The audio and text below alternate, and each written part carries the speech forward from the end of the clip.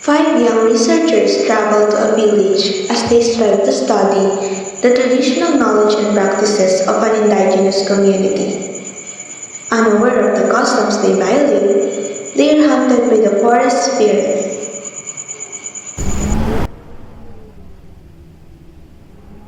Handaan na ba kayo? Ito na ang oras para pag-aralan ng ecosystem dito sa probinsya. May mga halamang gamot po dito na hindi makapagpay sa ibang lugar. Totoo? Baka makahanap tayo ng bagong species ng halaman yan. Ayos! Hoy, huwag kayong maingay. Nasa gubat tayo ng mga ninuno ni Mang Kanor. Ang bilin sa amin ni Lola noon, madami daw nagbabantay sa lugar na ito. 2024 na, naniniwala ka pa rin sa ganun. Basta ako hanggat di ko napapatunayan, hindi ako maniniwala. Narinig niyo ba yun? Ang alin? Nanganakot ka naman kuya eh. Tara kaya, pasukin natin. Tara.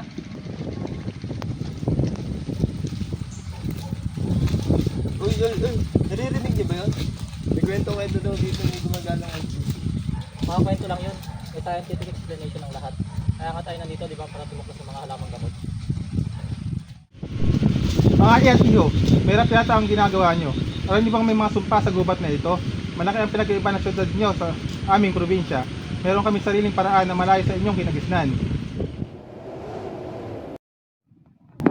Magkakailan ba tayo dito? Manahimik ka na nga lang dyan at ituloy ang ginagawa mo. Bigyan yung pictures ha.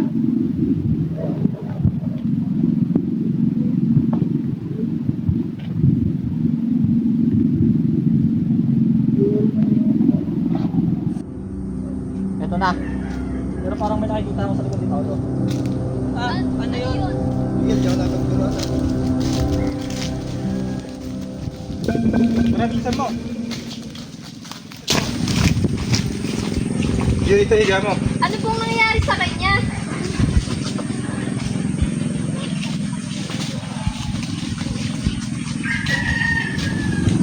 Dali, wala bang gamot, ebot nyo. Mayroon po ako dito. Oh. Ano ba yung ginagawa nyo? Ganito yung pamamakan ng paggagamot sa amin.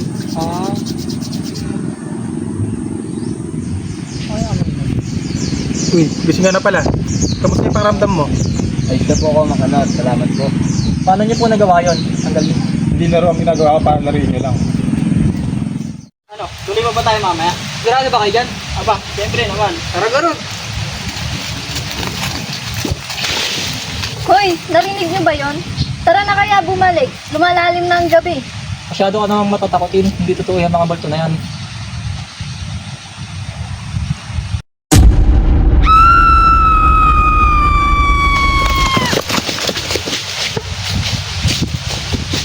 Huwag kayo maghihiwalay, baka mas lalo tayong maligaw. Sabi na dapat bumalik na tayo kanina eh. Guys, asan na ba kayo?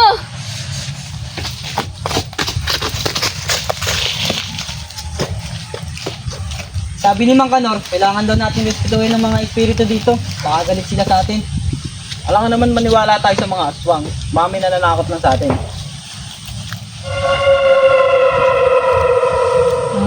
Harap malamig.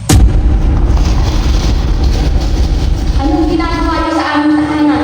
Bakit mo kami ginagambala? Pasensya na po. Wala po kaming masamang intensyon. Kami na nga ang kaya magmamahilin dito. Pero kailangan po namin to para sa siyensya. Ang kaalaman ng mga ninuno ay para sa lahat. Ngunit kailangan ng matutong gumala. Binabali mo lang ang mga bagay na hindi ko nakikita. Paumanhin na po sa aming paggambala. Aalis na po kami.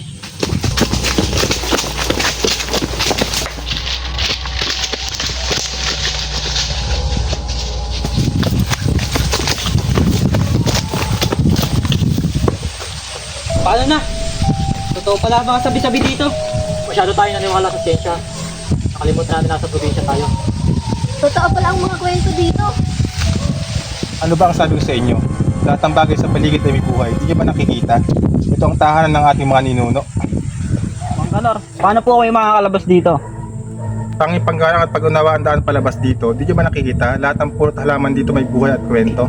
Hindi lahat ng kaalaman ay kailangang makuha gamit ang makina o sensya. Kaya po kami nandito ay dahil gusto naming pagsamahin ang mga kaalaman na inyong nakasanayan o tradisyon at ang aming kaalaman sa siyensya para sa mas makabagong paraan na makakatulong sa lahat. Iyan ang nais ng kagubatan. Sa tamang paraan at dahilan, walang sino man ang masasaktan. Subalit kung walang paggalang, isang sumpa ang nag-aabang. Tandaan nyo, walang masama kung igagalang nyo ang paniniwala ng iba, gaya ng paniniwala nyo sa siyensya.